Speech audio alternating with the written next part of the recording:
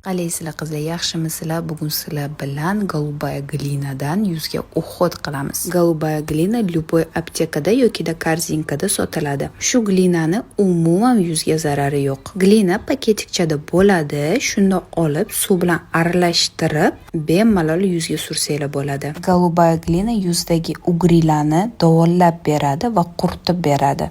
Yuzdagi bor barcha kirlarni tortib, poralarni kichraytirib beradi va yuzni minerallar bilan boyitadi. Так что qo'rqmasdan bir haftada bir marta bemalol shu maskadan ishlatsanglar bo'ladi.